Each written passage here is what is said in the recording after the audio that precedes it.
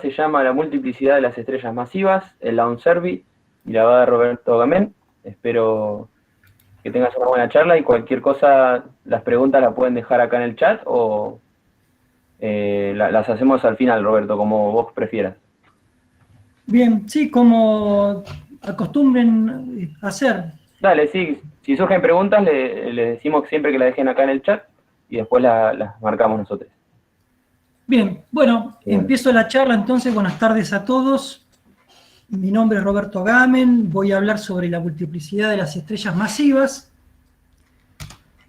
Y por supuesto, antes de arrancar, voy a contar un poquito sobre las estrellas masivas, que son el objeto de estudio, ¿sí? No sé cuántos de ustedes ya cursaron alguna astronomía general o estelar, pero me imagino que la gran mayoría sabe que las estrellas masivas son la mayor fuente de radiación ultravioleta, producen ionización, que juegan un rol crucial en la evolución química del medio interestelar, a escala galáctica incluso, que finalizan sus vidas como supernovas de colapso de núcleo y dando lugar a objetos como los agujeros negros y las estrellas de neutrones. Hay una característica que vamos a redundar en esta breve charla, que parecen preferir los sistemas binarios. Y esto da lugar a muchos de los objetos más enigmáticos o intrigantes de la astrofísica moderna, como pueden ser las binarias de rayos X de alta masa, o las binarias de estrellas de neutrones o con agujeros negros, que, bueno, hoy suponemos que son los que dan lugar a las ondas gravitacionales que se están detectando actualmente. La pregunta es, ¿qué sabemos de las estrellas masivas realmente? Y voy a ocupar unos minutitos de esta introducción para tratar de contestar un poco cuál es el contexto en el cual yo trabajo. Entonces, esta diapositiva muestra qué es lo que realmente sabemos de las estrellas masivas. Nada. Sí sabemos, por definición, que definimos a las estrellas masivas como aquellas que van a finalizar sus vidas como supernovas de colapso de núcleo. Suponemos, los modelos nos dicen, o nos decían, que son estrellas con masas iniciales mayores a 8 masas solares. Ahora, en los últimos años se empezó a revisar quiénes son los progenitores de las supernovas de colapso de núcleo, y se está empezando a encontrar que pareciera que no es tan cierto que todas las estrellas mayores que 8 masas solares terminan sus vidas como tales, como supernovas, sino que habría una zona de lo que yo llamo ahí explotabilidad, ¿sí? No se están encontrando progenitores más allá de, en este trabajo del 2018, más allá de 50 masas solares. Otro trabajo en una galaxia, M83, tampoco están encontrando progenitores más allá de 50 masas solares, si bien todavía hay mucho que hacer en cuanto a este tipo de estudios. Son bien complejos, no voy a meterme en eso.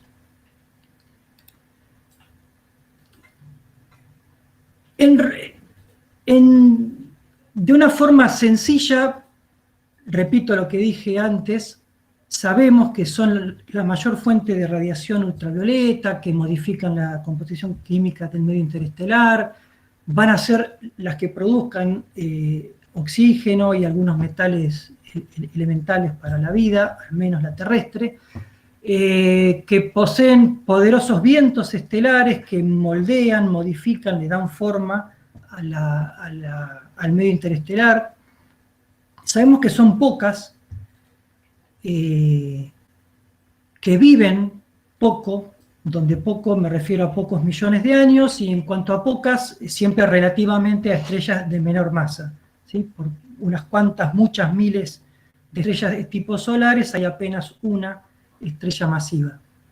Como dije antes, sabemos que finalizan, o definimos cómo que finalizan sus vidas como supernovas de colapso de núcleo, y que parecen preferir estar en sistemas binarios.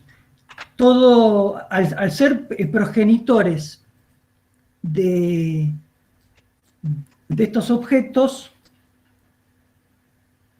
el estudio entonces de sistemas binarios o de sistemas con estrellas masivas se vuelve realmente importante. También en esta introducción permítanme tratar de discutir qué es lo que no sabemos de las estrellas masivas. Bueno, no sabemos, cuando uno va a los detalles, no sabemos cómo se forman, cómo evolucionan, ni cómo finalizan sus vidas. A modo de ejemplo, copio ahí, para que vean ustedes, algunas frases, algunos párrafos de varios trabajos de los últimos 8 o 9 años, donde queda bien establecido que desconocemos fuertemente los detalles de la formación de estrellas masivas.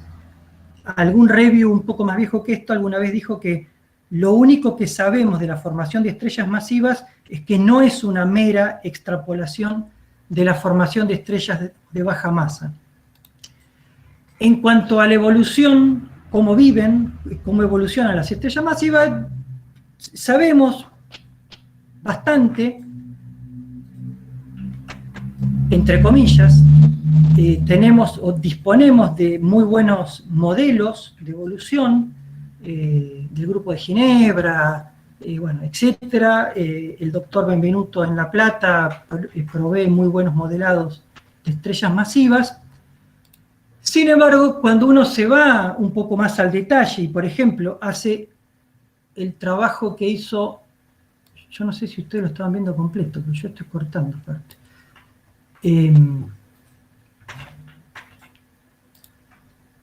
Por ejemplo, uno va al trabajo de Martins y Palacios del 2013, donde comparan modelos evolutivos de estrellas, por ejemplo, de 20 masas solares, de 40 masas solares, de los distintos grupos, estos que decimos que generan excelentes modelos, se encuentra que hay una divergencia notoria.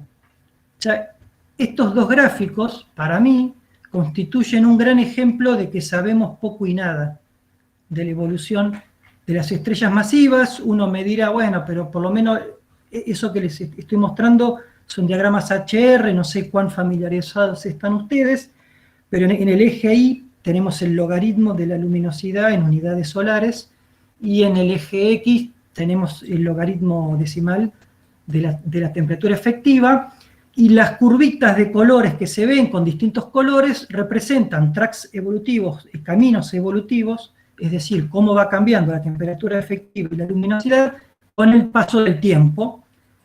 En el diagrama de la izquierda, para distintos modelos de estrellas que arrancaron, que tienen como masa inicial 20 masas solares, y a la derecha 40 masas solares.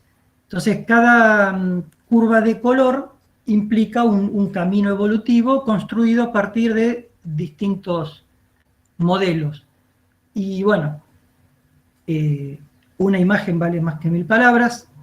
Está claro que según el modelo que uno tome, el camino evolutivo será bien diferente, las luminosidades serán bien diferentes, incluso en secuencia principal, donde parece que todas las curvas siguen más o menos lo mismo, se puede ver que las terminaciones de la secuencia principal también hay algunas diferencias notables, y que estas diferencias son cada vez peores y más aterradoras cuando uno se va a estrellas de mayor masa, ¿sí? Es como que nuestro desconocimiento aumenta con la masa estelar, correlaciona muy bien. Bueno, en cuanto a cómo finalizan su evolución, estamos en una situación ligeramente parecida, en el sentido que sabemos que explotan como supernovas, pero no no nos ponemos de acuerdo en los detalles. Por lo menos en este trabajo del 2017, esta persona decía que no conocemos del todo los detalles que llevan a que una estrella explote. Hay un trabajo que salió la semana pasada, que es un poco más optimista, que si bien empieza diciendo que, bueno, que usualmente para hacer explotar a las estrellas había que inyectarle ad hoc, ¿no?, en los modelos energía, porque pareciera que nunca alcanzaba.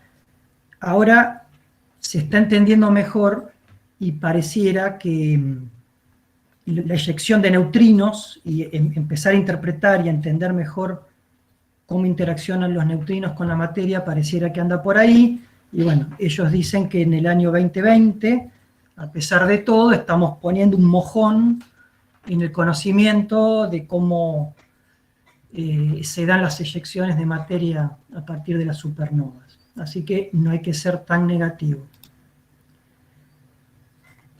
¿Por qué habría o hay que estudiar las estrellas masivas? Bueno, filosóficamente hablando, o pragmáticamente hablando, son, como se ve en esta tabla periódica de los elementos, son uno de los generadores fundamentales de los elementos que conforman, por ejemplo, los seres humanos, ¿sí? En esa escala de colores se puede ver que los seres humanos están formados 73% por estrellas masivas. Así que vale la pena estudiarlos. Los otros colores están relacionados, son cuáles serían los orígenes principales que forman los otros elementos, pero a mí solo me interesa los naranjas, ¿sí? Hay una conexión con la humanidad. Esto es abriendo un paréntesis, si me permiten, porque los astrónomos que trabajamos en estrellas masivas, al ser pocas, nos termina pasando que en una cierta medida las terminamos conociendo por sus nombres a las estrellas, las bautizamos y les terminamos adjetivando como si fueran seres humanos. Acá hay un ejemplo de un título de un trabajo en donde habla que, por ejemplo, un tipo de estrellas masivas, una etapa en realidad intermedia de las estrellas masivas, como son las variables luminosas azules, son antisociales, ¿no? Le está adjudicando un adjetivo humano a las estrellas. Este no es el único.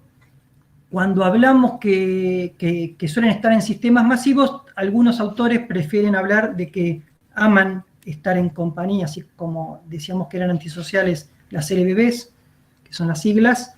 En este caso hablamos que aman la compañía. Otros autores van un poco más allá y juegan un poco con las palabras de que tienen un afecto significativo, pero afecto en el sentido inglés, ¿no? Pero es un juego de palabras, con la evolución de todo el universo, ¿sí? Y algunos se van a la banquina, si me permiten decirlo así, y hablan que las estrellas masivas aman la compañía, pero aparentemente prefieren relaciones complejas sobre la monogamia. Esto está diciendo que en realidad, que es algo que es lo que yo estoy trabajando y lo que voy a contar hoy, que no solo prefieren estar en sistemas binarios, sino que más bien las multiplicidades son más altas que 2, ¿sí? Pero bueno, hablando un poquito más en serio y científicamente, al estar las estrellas masivas en sistemas binarios, el estar en sistemas binarios nos permite acceder a un conocimiento que no tendríamos si estuvieran aisladas. Así que, por ejemplo, sabiendo que los parámetros que definen, que determinan la evolución de las estrellas, no solo de las masivas, sino de cualquier estrella, son la masa en todas las estrellas, Pero en estrellas masivas, la pérdida de masa y la rotación juegan un rol muy significativo. Y claro, las masas fundamentalmente se pueden determinar en sistemas masivos, en sistemas binarios, perdón. Además de, por ejemplo, radios y luminosidades bajo ciertas condiciones del sistema binario. Así que, por ejemplo, ahí se muestra una relación masa-luminosidad, bastante conocida, me parece a mí, por ustedes, pero resalto la idea que uno de los últimos trabajos y más detallado en cuanto a la relación, en donde seleccionan una muestra de estrellas con muy buenas determinaciones para las masas y las luminosidades, se quedan solo con 9 estrellas masivas. O sea, la relación masa-luminosidad mejor analizada o estudiada contiene solo 9 estrellas masivas, así que evidentemente ahí hay mucho por hacer, además que el rango está acotado entre 12 y algo masas solares hasta 31, o sea, no hay determinaciones más de 30 masas solares con bajos errores, así que esto es también porque hay que estudiarlas, ¿sí? Pero cuando estudiamos estrellas en sistemas binarios, también lo que sabemos es que a pesar que ahí podemos determinar parámetros tales como masas, radios, luminosidades, el problema es que sabemos que las estrellas no evolucionan como si estuvieran aisladas. O sea que nos empezamos a contradecir en el sentido que para testear nuestros modelos de estrellas usamos parámetros que fueron generalmente, y en el mejor de los casos, establecidos en sistemas binarios. Pero a su vez sabemos que en sistemas binarios las estrellas no evolucionan como aisladas. Así que ahí hay otro problema importante, y en estrellas masivas, además, se da un proceso como la transferencia de masa de una forma fuerte, ¿sí? Así que esto condiciona y modifica aún más la evolución. Todo esto termina redondeando la idea que los sistemas binarios masivos son objetos claves en el contexto de la astrofísica moderna, ¿sí? Estudiar multiplicidades aporta evidencias observacionales para entender el origen de estas estrellas. Por ejemplo, las relaciones entre las masas de las estrellas, las componentes de un sistema binario, van a depender de los fenómenos que actuaron, que ocurrieron durante la formación misma, ¿sí? Así que poder relacionar esto, poder establecer relaciones de masas en sistemas binarios masivos, nos va a llevar a poner límites a los modelos de formación estelar que yo dije que bastante poco sabemos en cuanto a estrellas masivas, ¿sí? Así que entrarán los roles de migraciones estelares, cómo van cambiando las separaciones entre las estrellas. Durante la acreción hay un fenómeno que se llama acreción competitiva, donde las estrellas, presumiblemente, compiten entre sí para ver quién acreta más materia, que esto va a tender a formar estrellas iguales, a formar estrellas de igual masa, pero que podría haber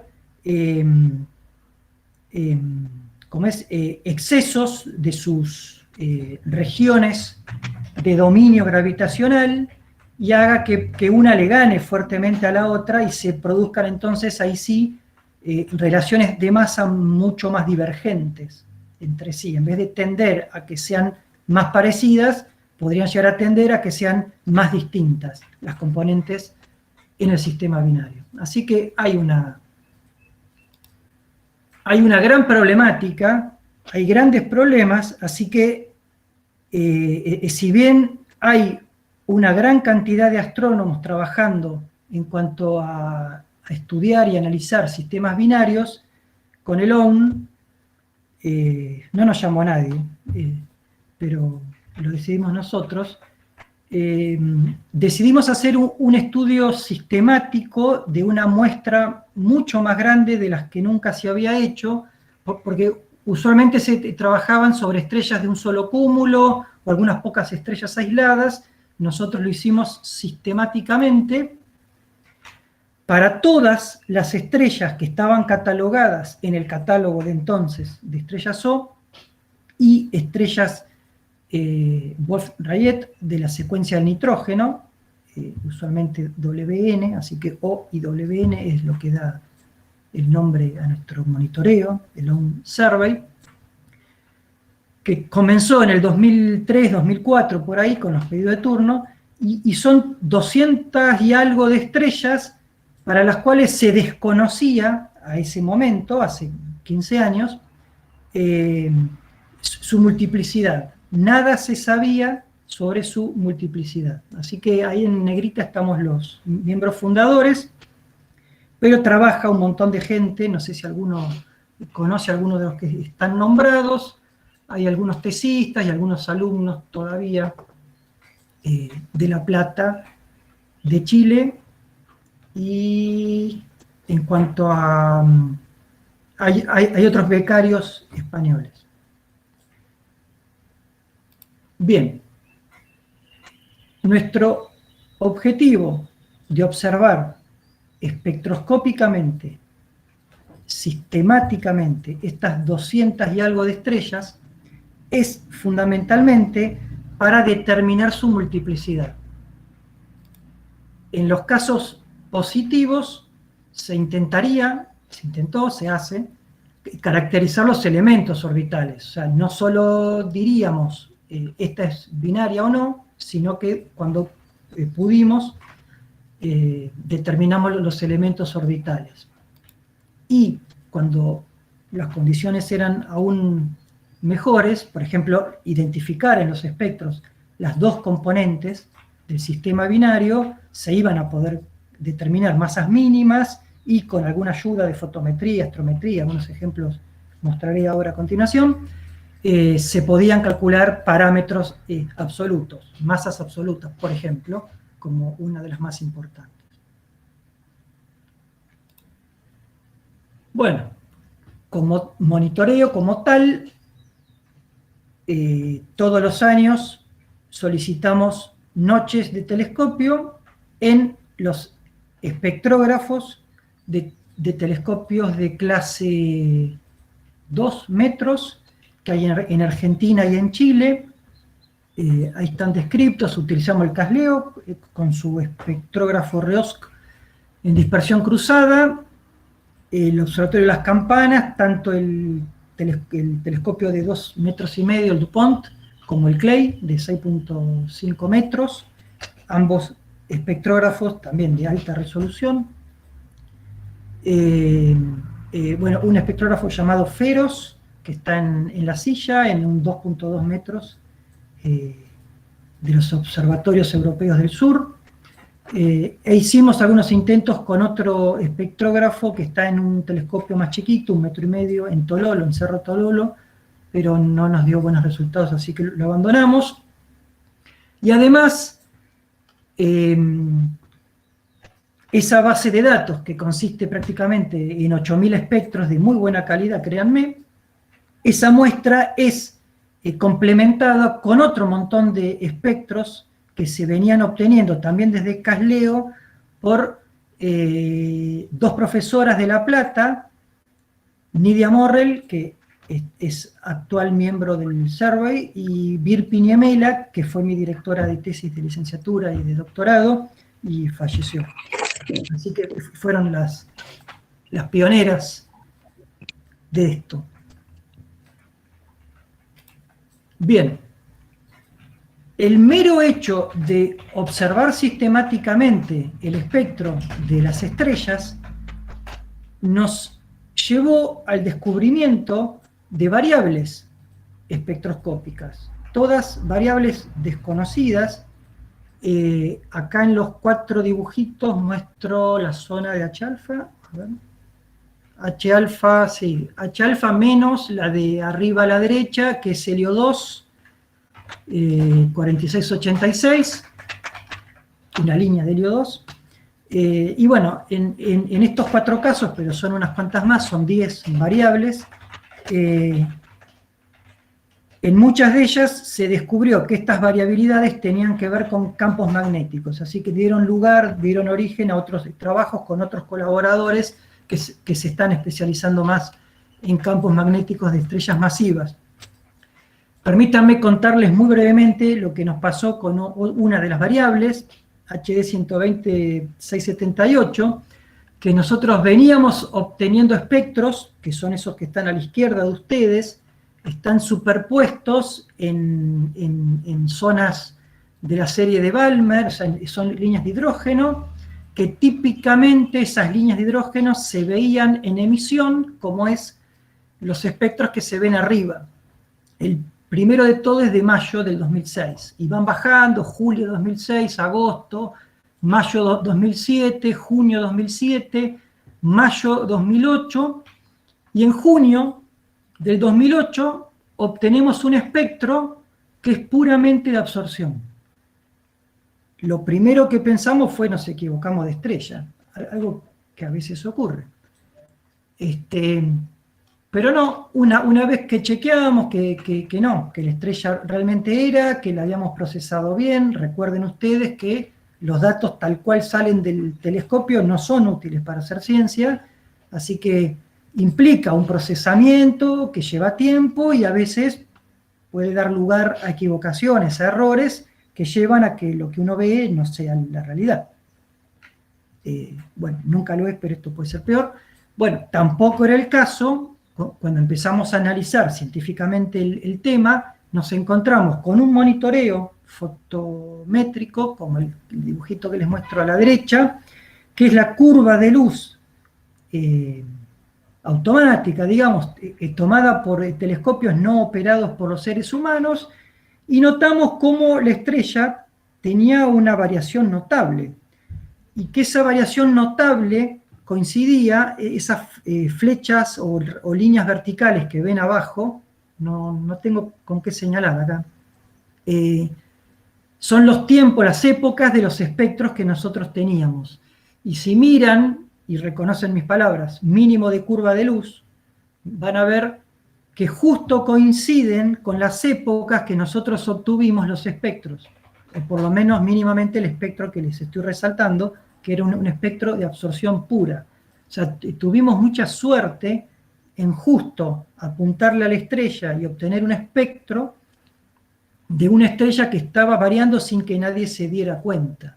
Resulta ser que esa estrella, bueno, nuestra interpretación es que esa estrella es una especie de burst que hizo que el material expulsado absorbiera fuertemente la luz de la estrella, y por eso se ve esa caída muy fuerte en el brillo, esto es visual, en el brillo visual de la estrella, y que claro, en el mínimo de luz lo que uno ve es la absorción de ese material expulsado, que tiende a ser en forma de disco. Veníamos viendo que la geometría era tipo disco, entonces tuvimos suerte. Descubrimos una variable con un evento bastante poco conocido, hay muy pocas en la galaxia, por lo menos, bien estudiadas, y bueno, nada, uno de los tantos resultados positivos de Lone Survey. Bien, en cuanto a multiplicidades, la forma de buscar o de determinar las multiplicidades en estos casos es medir las velocidades radiales de la misma estrella, observarlo o determinarlo muchas veces en el tiempo y estudiar si varía o no. Estudiar si varía o no implica comparar las medidas obtenidas para cada estrella. Así que eso es lo que hicimos.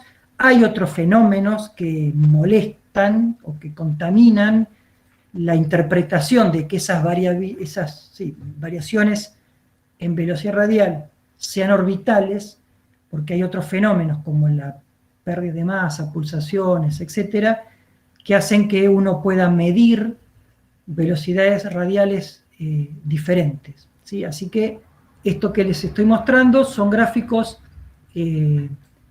sin depurar todavía por estos fenómenos que les dije. O sea que lo que ven ahí, cada una de las barritas celestes implica cantidad de estrellas, mostrando en el gráfico de arriba diferencias en velocidad radial según esos valores, 0, 3, 6, 9, 12, 15, donde nosotros, sabiendo nuestros errores, considerando las inestabilidades en el viento fundamentalmente, y bueno, algún tipo de pulsación, nos encontramos o nos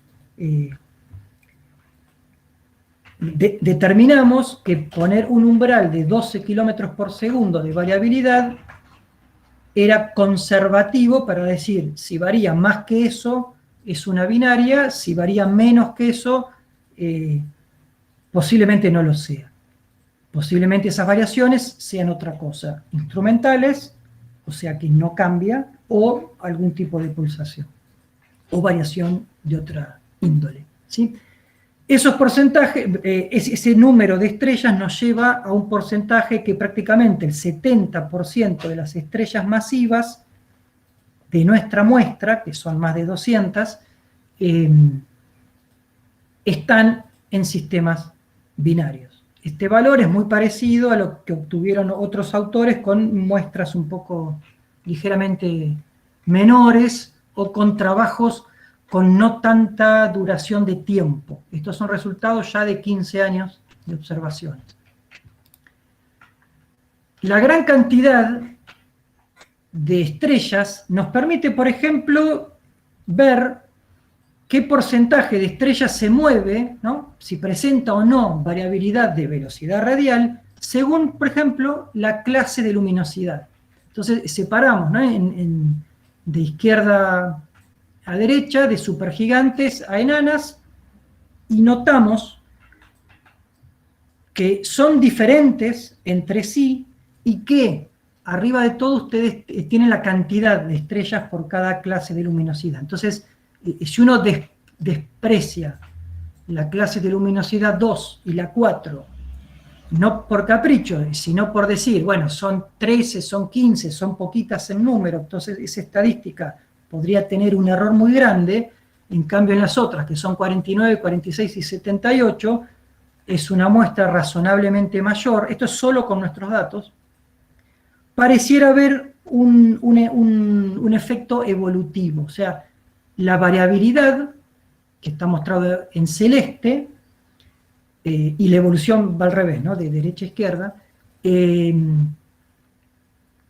cada vez menos variables en cuanto a clases de luminosidad, que está emparentado con evolución. Así que esto es un resultado que habrá que seguir trabajando. Pareciera ser, si uno lo interpreta, que las binarias se van rompiendo, ¿sí? Porque hay menos binarias en supergigantes que en enanas. ¿Sí? Bueno, hay que trabajarlo, o lo que podría ser también, hay un sesgo observacional que nos impide observar binarias con componentes gigantes. Así que ahí hay gran material para estudiar. Bueno, de todas ese 70% de candidatas a ser binarias, por supuesto, muchas las observamos muchísimas veces, y acá hay una muestra de 9 de las 32 binarias de un solo espectro que hemos descubierto. Como verán, hay curvitas de todas las formas. También descubrimos 34 nuevas binarias donde identificamos las dos componentes. Les recuerdo que estos son los sistemas que nos permiten analizar y determinar parámetros estelares mejor, ¿sí? Sin tanta suposición. Bueno, además, esto que yo decía, o decía otra gente, que preferían la poligamia, descubrimos 9 sistemas múltiples, es decir, que tienen más de 2 componentes.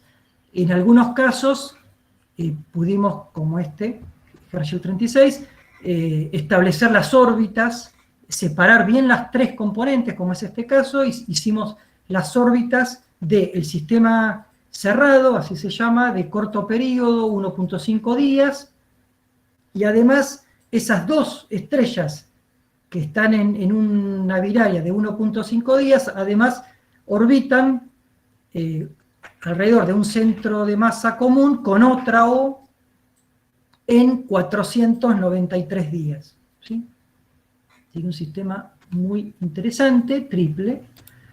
Este es otro sistema donde muestro solamente la curva de luz, la curva de velocidad radial de la binaria espectroscópica, y les muestro varios espectros en colores de ese mismo sistema, donde se ve que hay una línea que está marcadita ahí con una raya roja vertical, que no se mueve demasiado, lo que nos hace pensar que esa está en un periodo de muchos miles o de varios miles de días. Es una binaria de muy largo periodo, habrá que seguir estudiándola, a ver si alguna vez podemos establecer la órbita de esta que les estoy mostrando, binaria, alrededor o junto con esta otra que se mueve muy, muy poquito. Así que en cuanto a multiplicidades hay mucho también por hacer. Estos son algunos ejemplos. También descubrimos algunos sistemas binarios dobles, de doble línea, donde una de las 2 componentes tiene líneas muy ensanchadas. Los que cursaron conmigo o cursaron algo de estelar, saben que hay procesos que ensanchan, que cambian la morfología de la línea, y uno de ellos, el más importante, es la rotación. Entonces, estamos descubriendo por lo menos 10, no tengo el número ahí, pero fue una tesis de uno de La Plata, doctorada, Cristina Putkuri, analizó 10 sistemas binarios cuyas componentes rotan muy diferente entre sí, son componentes asincrónicas. Así que esto tiene fuertes condicionamientos también hacia los modelos de formación estelar masiva, porque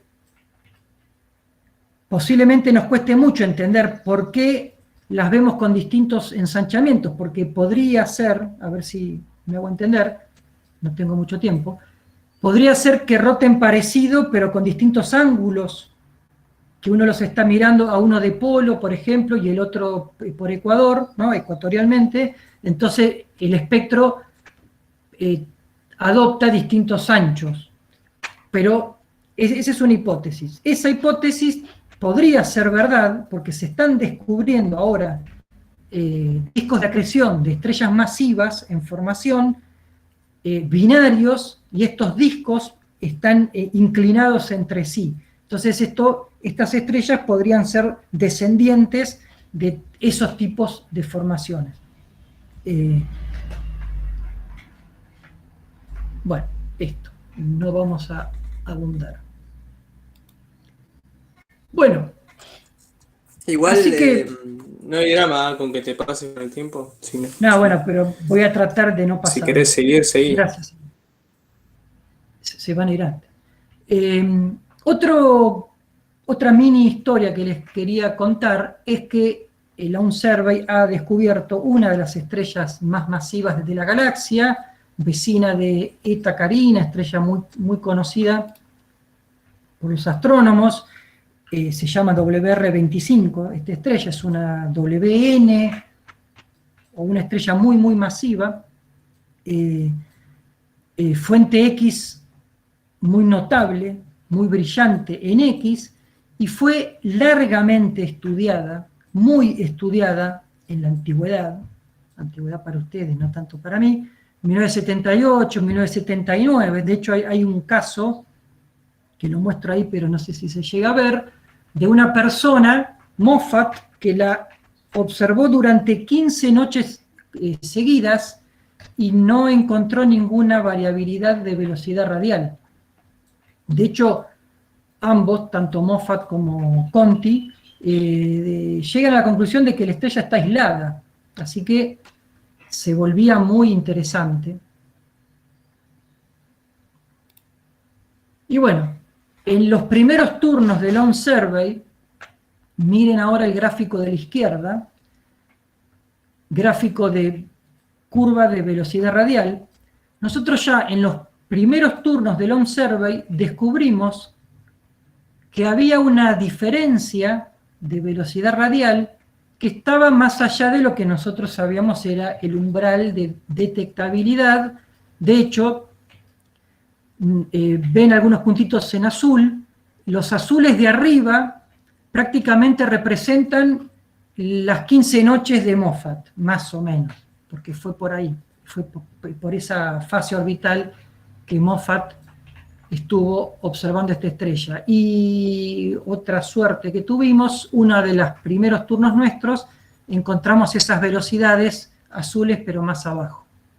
Así que solo con el gráfico de la izquierda, solo con los datos del gráfico de la izquierda, encontramos la periodicidad de unos 208 días. Y publicamos eso que está ahí. Eso que ven ahí fue lo que publicamos en el 2000, ¿cuándo fue esto? 2006 creo que fue, hace mucho, pero no teníamos ningún dato en el 1, en la fase orbital 1, esa fase orbital donde hay un gap que se puede ver de falta de datos. Esto lo quiero señalar, creo que con esto me van a ver. Fíjense que acá no hay datos. ¿Sí? En ese gap no hay datos. Bueno, pedimos tiempo de telescopio para observar en esas épocas que solo se dan cada 208 días. O sea, no era fácil observar en esos momentos. Fíjense que el círculo que mostré es una décima de fase, o un poquito más de una décima de fase, o sea que son 20 y pico de días. Si uno no podía observar en esos 20 y pico de días, tenía que esperar 208 días más, y a veces caía en una época donde la estrella está abajo del horizonte. Bueno, no fue fácil, pero lo logramos. Y obtuvimos entonces todos estos puntos que vuelvo a marcar, que están acá.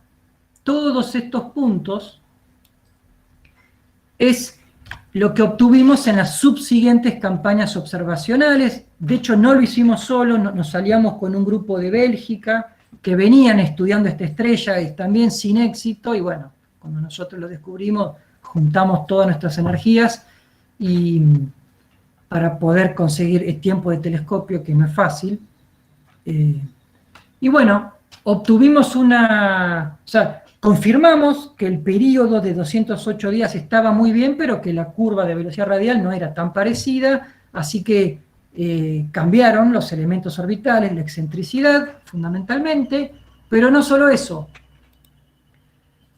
Durante esos momentos se podía llegar a ver, ya que estoy señalando, vamos a seguir, se podía llegar a ver cómo esta línea de helio 2, esto es 45-42, esta línea, que usualmente la veíamos de esta forma, como yo ahí marqué en verde, en la cuadratura, así se llama, en esos momentos de gran separación en velocidad radial, se veían las dos componentes, ¿sí? ¿Lo ven? Esta es la primaria, la WR, y esta es una secundaria, que al tener línea de absorción de helio 2, ya todo el mundo me responde, es una O, es una O. ¿Sí? Así que nos permitió entonces descubrir la componente secundaria de ese sistema masivo. Y ahí fue que pudimos, esto es preliminar, estamos trabajando ahora en esto, logramos hacer entonces la curva de velocidad radial de doble espectro, que es esa que está a la derecha, y estamos estimando por ahora unas masas mínimas de 75 masas solares mínimas, o sea que eso es la mínima masa que tiene la componente WN, así que es una de las estrellas más masivas de la galaxia. Esto tiene impacto fuerte en todo un área de la astronomía de estrellas masivas, fundamentalmente, que es la colisión de vientos, entender la pérdida de masa, etcétera, que se estudia en varias frecuencias, con varias técnicas observacionales, pero también en rayos X. Y bueno, la periodicidad que nosotros descubrimos sirvió para poder interpretar y poder entender mejor el choque de vientos en X, ¿sí?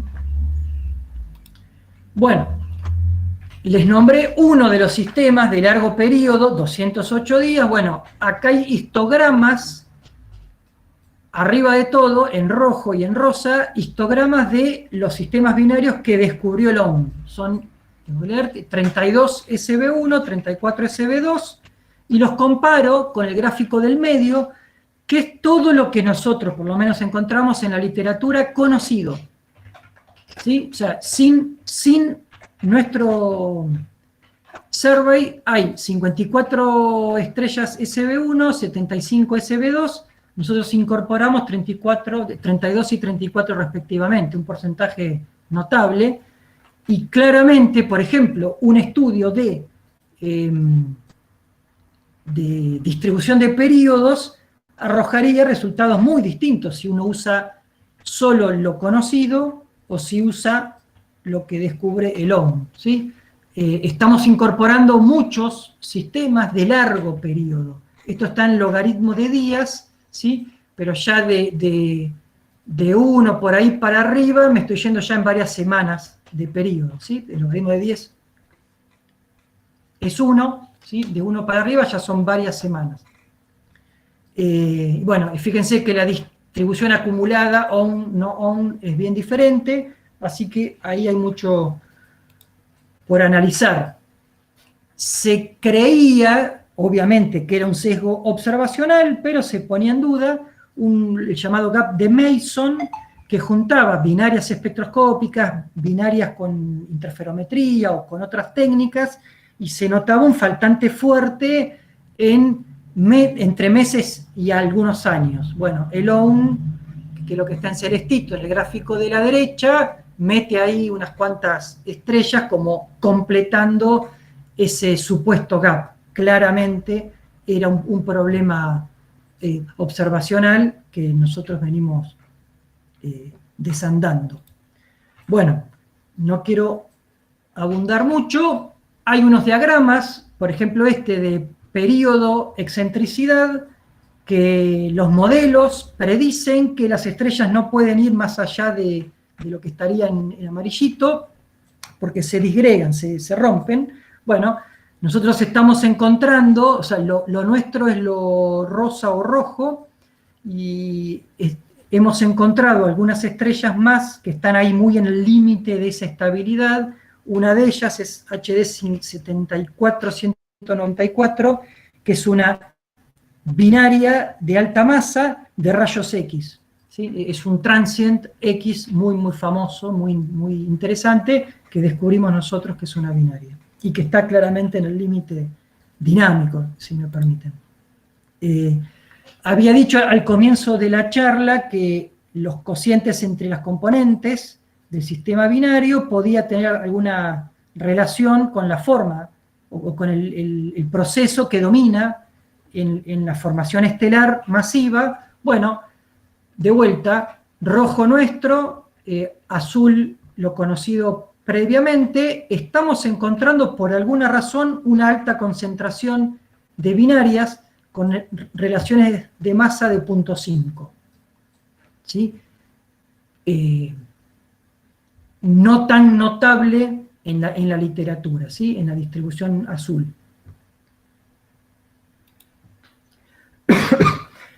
Cuando uno lo desagrega en clases de luminosidad, bueno, salvando los problemas de que en algunos tipos de clases de luminosidad hay muy pocas estrellas, etcétera, pareciera que hay diferencias que habrá, esto está por verse, habrá que estudiarlo un poco mejor.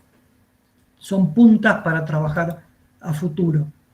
Así que hemos descubierto muchas estrellas que caen dentro de las zonas que está explicada en un paper de Moe y de Stefano, en las zonas en donde predominarían determinadas técnicas. Entonces, este es un gráfico de relación de masa contra períodos. Entonces, según la relación entre estos dos valores, por ejemplo, en periodos más largos uno no esperaría encontrar espectroscopía, ¿sí? Bueno, por ser periodos muy largos, entonces las variaciones de velocidad radial son muy chiquitas y uno tiene que tener mucha precisión o muchos datos para poder decir esto se mueve, esto no se mueve. Así que hemos descubierto unas cuantas binarias que entran en la zona que se pueden trabajar con interferometría.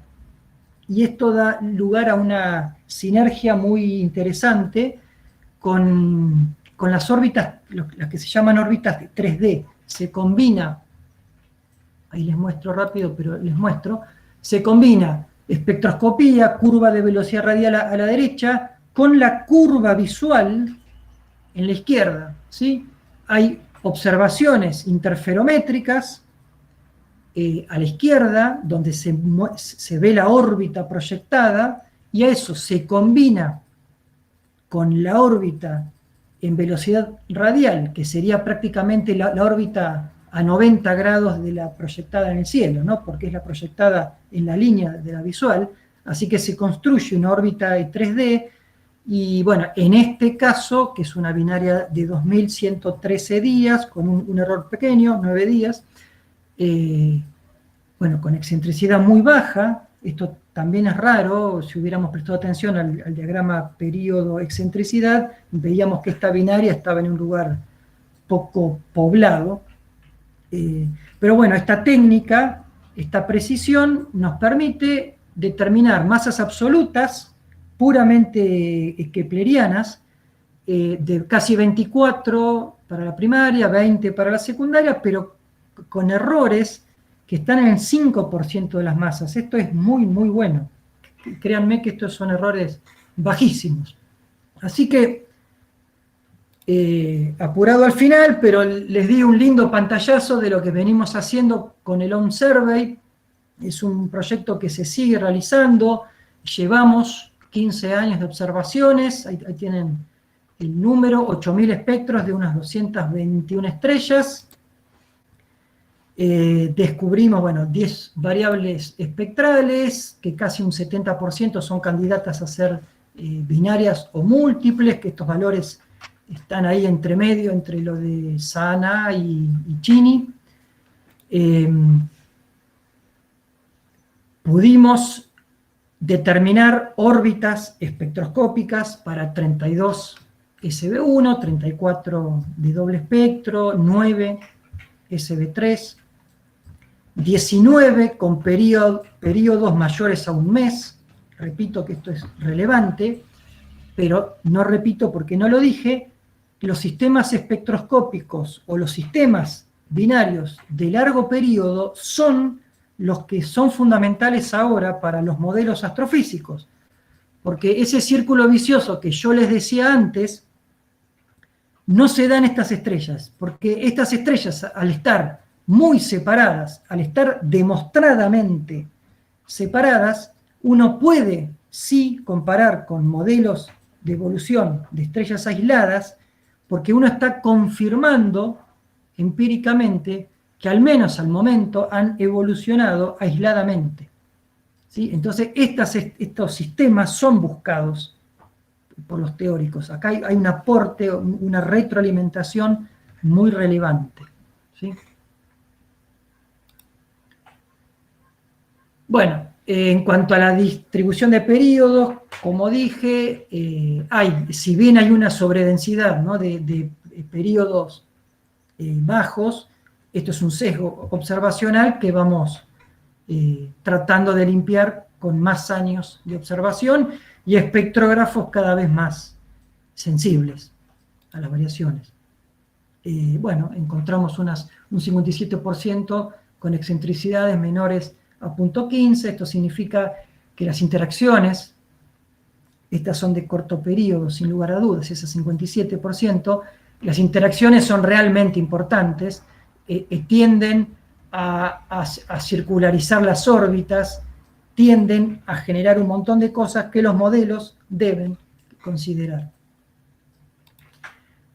Bueno, está ese pico de distribución de 0.5 en cuanto a la relación de masas de las componentes, así que esto habrá que mirarlo con más cuidado. Vemos que la frecuencia de binaridad es distinta según la clase de luminosidad. Esto por ahí es un poco tentativo. Y bueno, y además los datos y todo este proceso de observación, de análisis, de trabajo, ha contribuido, ha dado lugar a 5 tesis doctorales, 3 de magíster, 6 licenciaturas. Así que bueno, me pasé un poquito. Esto era todo lo que les quería decir y termino con una frase de uno de los miembros fundacionales, no solo de este proyecto, sino de mi capacitación poca como astrónomo, que es Nydia Morrell, que dijo que la astronomía es un trabajo de hormiga, no se puede hacer con 2 o 3 datos una teoría, tal vez se pueda, pero lo más probable es que no sirva. Así que eso es todo, gente. Gracias por la atención. Bueno, gracias Roberto, estuvo muy No, bueno. buenísimo, muchas gracias. Perdón, Jere. Gracias por la charla. No. Habla. Te agradecemos del ENEA y bueno, les invitamos a alguien si tiene alguna pregunta para hacer. Ahí Rodrigo, a ver, vamos a leer el chat. Ahí lo leo yo. Rodrigo. Bueno, dale. Rodrigo pregunta cuál fue el criterio para decidir que a partir de 12 kilómetros por segundo es candidata a ser binaria y menos de 12 kilómetros por segundo de variación no lo es. Bueno, es una solución de compromiso entre los errores instrumentales, que son por lo menos 4 veces menores a eso, son del orden de 3 kilómetros por segundo, pero consideramos estrellas conocidas, pulsantes, estrellas conocidas que manifiestan, por ejemplo, variabilidades o inestabilidades en el viento, y que eso lleva a que uno mida velocidades radiales diferentes. Entonces, habrá otras que no sabemos si tienen estos fenómenos. Entonces nos preguntamos, de esas variaciones, cuánto puede ser real en cuanto a movimiento orbital o no.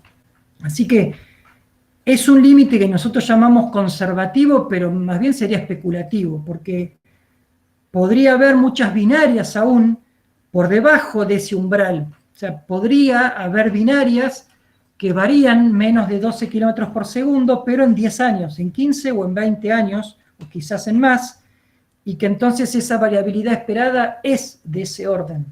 ¿Sí? O sea, nosotros no descartamos nada. Esas son candidatas, o sea, de 12 kilómetros por segundo para arriba son candidatas. De esas candidatas, muchas, como les mostré, encontramos las órbitas. Al encontrar la órbita, los elementos orbitales, uno ahí sí demuestra que es un sistema binario, múltiple, lo que fuera. A las que no les encuentra nada, siguen siendo candidatas, pero también puede ser que no lo sean, que sean pulsantes.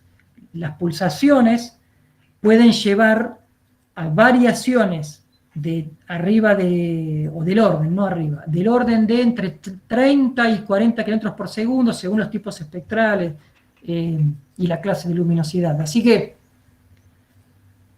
es una buena pregunta y la respuesta por ahí es más turbia.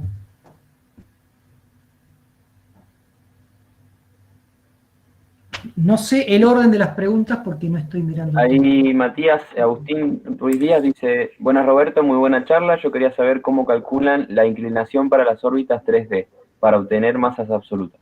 Bien, usamos un programa que se llama Orbit, que considera, o sea, uno lo engulle, ¿no? Le da de comer las tablas de épocas con velocidades radiales y épocas con posiciones aparentes, y lo que genera es un modelo de órbita 3D donde considera el movimiento en el espacio, ¿sí?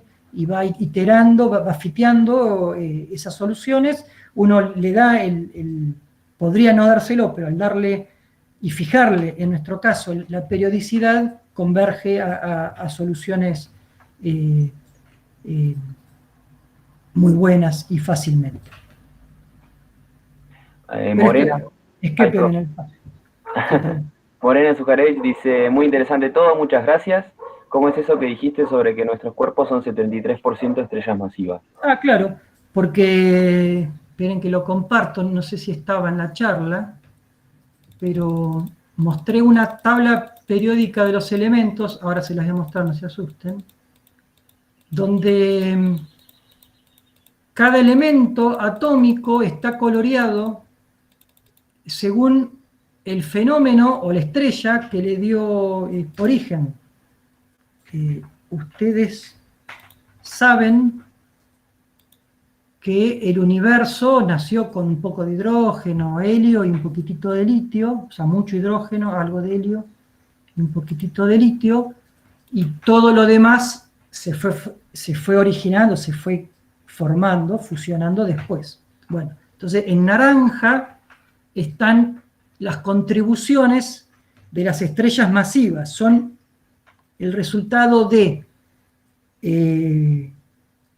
fusionar hidrógeno, helio, bueno, después posteriormente carbono, oxígeno, nitrógeno, y que todos esos elementos formados entonces son eyectados al medio interestelar, a partir del cual se forman nuevas generaciones de estrellas, y aparentemente lo que sobra de la formación estelar puede ir a planetas, y bueno, de lo que queda también, queda en asteroides, en cuerpos menores, y en algún momento cae a los planetas y hace cosas raras que yo desconozco, pero ese 73% en el ser humano incluye los elementos, ¿no? Agua, por ejemplo, que es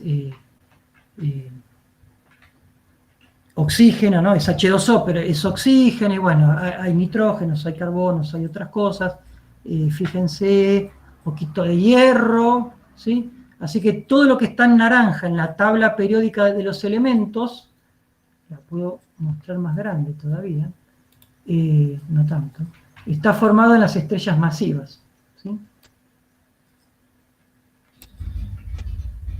De hecho, en azul, o violeta, mejor dicho, está lo que ahora se cree que son los elementos formados en los mergers de estrellas de neutrones. Hasta que no los, aparentemente, hasta que no los confirmamos con ondas gravitacionales, si bien se creía que podían existir, porque son lo que queda, o sea, todos los sistemas binarios que yo estoy estudiando, algún día van a explotar, van a terminar como sistemas binarios con agujeros negros o estrellas de neutrones o combinaciones entre ellos. Bueno, lo que está en violeta son estrellas de neutrones que se coalescen, se juntan. Es lo que da lugar a las ondas gravitacionales que ya fueron observadas, o sea que suponemos que existen, que lo que detectamos es lo que creemos. Y bueno, eso también en cierta forma son elementos formados por estrellas masivas, aunque no tan directamente. Así que no sé quién había preguntado, si esto contesta. Moreno. Increíble, gracias, dice. Joya. Bueno, si no hay más preguntas, te agradecemos nuevamente. Yo tengo una pregunta. Diga, sí. Sí, yo quería preguntar, ya que dijiste que las estrellas masivas les gustaba estar en sistemas binarios o de más de 2 estrellas, te quería preguntar si se te complica o se te facilita para hacer cálculos, por ejemplo, determinar la masa de la estrella en un sistema de mayor multiplicidad que un binario, ¿no? No sé si se entiende la pregunta.